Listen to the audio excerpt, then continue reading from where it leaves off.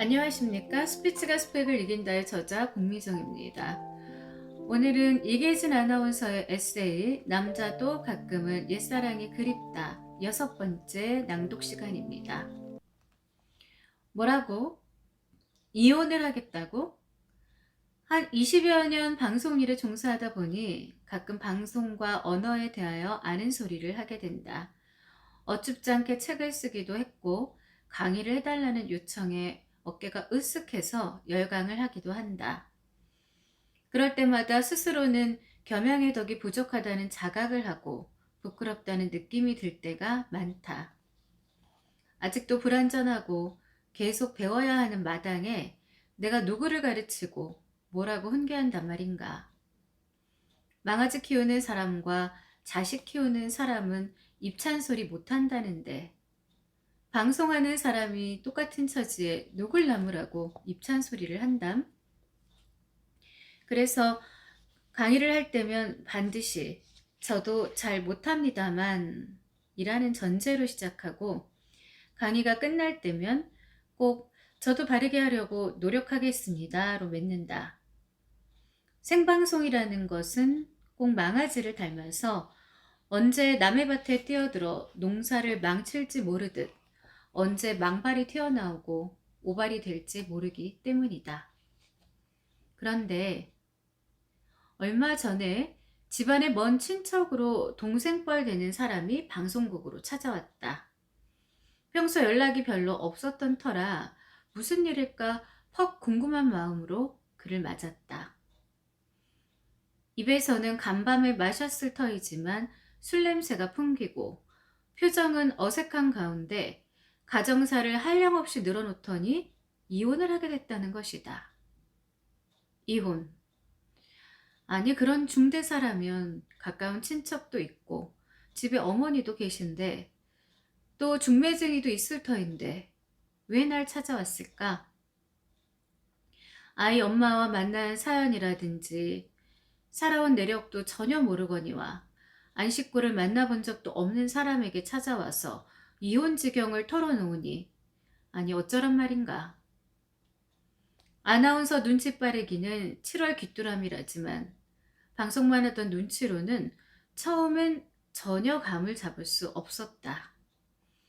피우지도 않는 담배를 한 대 피워도 보고 식은 커피를 알뜰하게 마시면서 곰곰 생각해보니 아하, 중재를 부탁하려고 온 것이었다.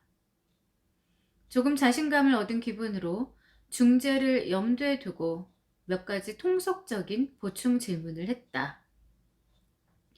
혹 부정한 일이 있었던 것은 아닌지, 새 여자가 생긴 것은 아닌지, 상대편에 대하여도 마찬가지로 이른바 도장을 찍자거나 찍었다거나 했는지, 쌍방의 내심은 무엇라고 생각하는지, 끝장이 난 것인지, 일말의 가능성은 있다고 보는지, 특히 너의 진심은 무엇인지 등을 물었다. 그렇구나. 그의 입에서 중재 요청이 있기 전에 조심조심 먼저 중재 제의를 했더니 금세 얼굴이 환해졌다. 이혼?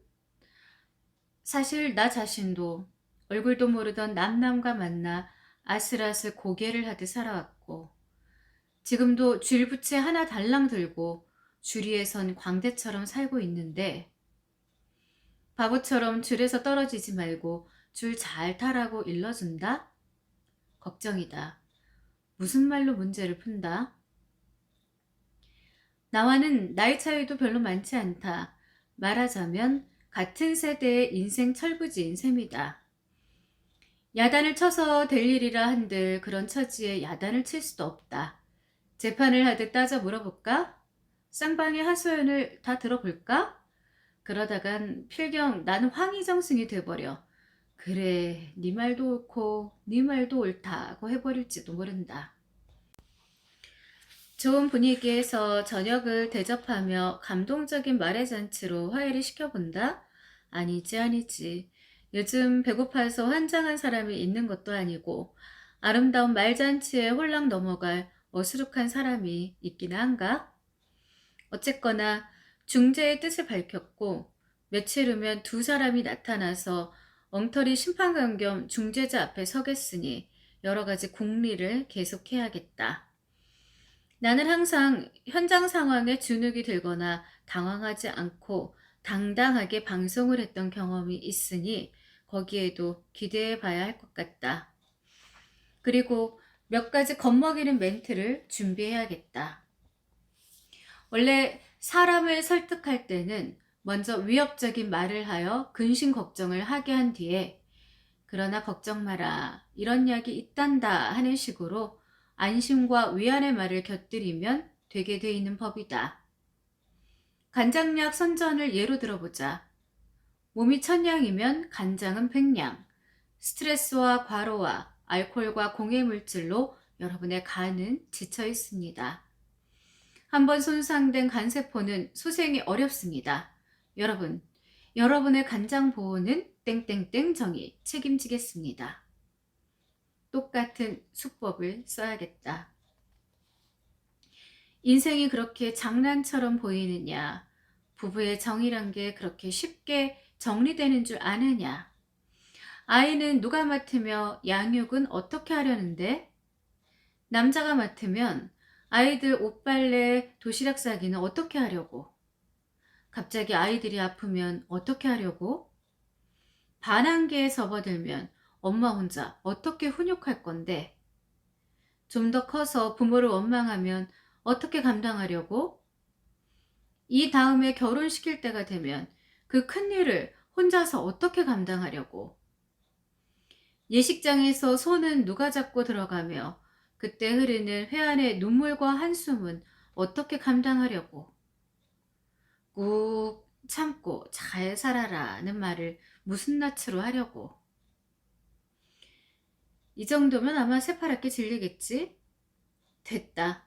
이렇게 늘어놓은 다음에 뭐라고? 이혼을 하겠다고? 하고는 자, 헤어져 보시지 하면 될 것 같다. 아닐까? 글쎄, 잘 모르겠다. 그러지 않아도 어쩔 수 없이 가슴 아프게 헤어져 사는 사람들이 많은데 왜 스스로 그런 고통과 불행을 자초하려는 것일까? 자, 줄부채 쫙 펴서 허공에 흔들며 우리 모두 똑바로 정신 차려 균형을 잡으며 인생의 줄타기를 해보자. 이혼 지경의 수습 중재라? 나도 아슬아슬한 판에 내가? 이 글이 책으로 나왔을 때 그들은 어떻게 됐을까?